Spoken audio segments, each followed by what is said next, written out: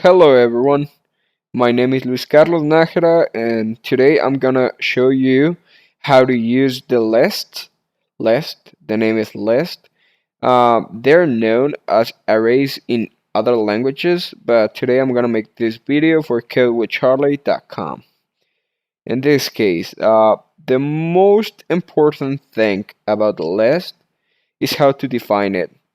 As you see here, we got like normal name of a variable, but you need to put the equal just as a variable, but you're gonna put here the brackets. Yeah, the brackets are the definers of the list. The advantage of the list versus the array in other languages like C++ or Java is that an array cannot store a lot of types of data, but in Python, the list can. As you can see here, I'm storing an integer, a floating point operation, a char, and a string. The data types we used in the first video. And as you can see here, we got the demo list that it's empty. What that mean?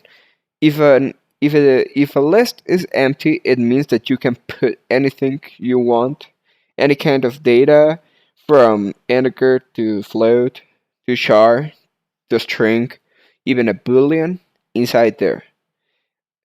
So I'm gonna show you how to use it with a little example.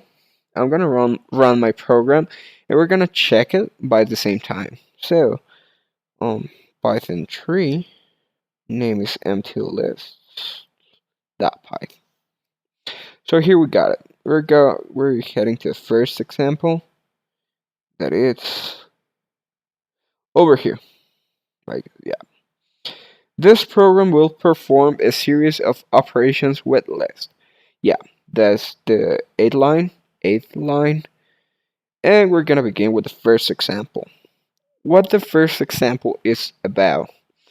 The first example is gonna print us the first memory location of the list. In this case, the first is named as 0. Why? Because we start from the bit 0 to bit 7. The place 0, it's occupied by the number 4, and it's what we got here. A 4 and, right? The zen for the number 1, it should be the second one here, that is a 5.6. It's printed like this here. The third is a char, that it's a number 2 here, is the third over here, and is an L, that we got it here. The fourth is a string, code with Charlie, with the number 3 on the memory, and it's here, code with Charlie. Some interesting operations or things you can do with the list are the next. Those are like the basics you need to know to use a list. In this case, if you ask for print the list, you need to ask it without the brackets, just the name of the variable, and what you're gonna get is this. Including brackets, everything you get stored in your list. Also, you can ask for operations like there is a 4 in my list results, and I'm gonna here in the sixth example, I'm gonna ask it, and it's gonna say me yes. Why? Because we have a 4 over here, right? And also, I'm gonna ask for a 5, not a 5 point something, a 5.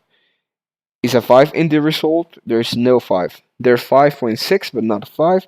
And here is the 7th example. It's gonna set us that is false. Why? Because there's not a 7. There's not a 5, sorry. The 8th example. If you wanna print something between the limits of the list, in this case the function is like this. You need to put the lower limit and the upper limit. The lower limit is always gonna be printed, but the upper is never gonna be. So we're gonna check here. We ask from the 0 to 3. This one is gonna be printed. This one also, but not the third one. Why? Because it's a closed limit. So as you can see here, I'm asking for the 8th example that we got it here, and just as we predicted, it's not printing the string. is only printing the first three operations. Then we can make some kind of multiplications or mathematical or arithmetical operations with them, but they're not going to be like what you want it to be.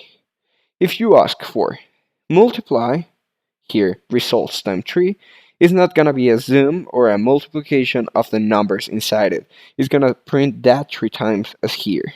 Here first, then here for second time, and here for third time. And then, but you can ask them to multiply numbers inside a value in a list, and it's gonna work. Why? Because you're being specific with the type of data.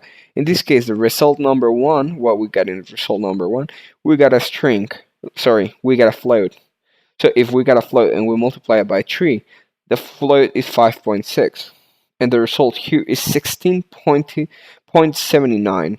So yeah, that got sense. If you want to try it, let's calculate it. It's gonna be 5.6, right? Yeah, 5.6 times what? Times 3. And the result is exactly that. 16.8 or 16.9999 to the infinite, but they put a 7 here to close because they're close to 10 floating points. So that is the basic you need to know about dictionaries, about lists. In the next video, we're going to review dictionaries. It's very similar. If you want to try with dictionaries, first you need to understand the list because it's going to be easier for you. So here's the video for today. I'm going to make the next one of dictionaries. I hope I can upload it today or tomorrow. I hope you enjoy it. If you got any doubt or something, you can contact me by any way you want, and I'm here for you. Call me anything you need. You got my email, you got my Twitter. Contact me if you need it. Thank you. Bye.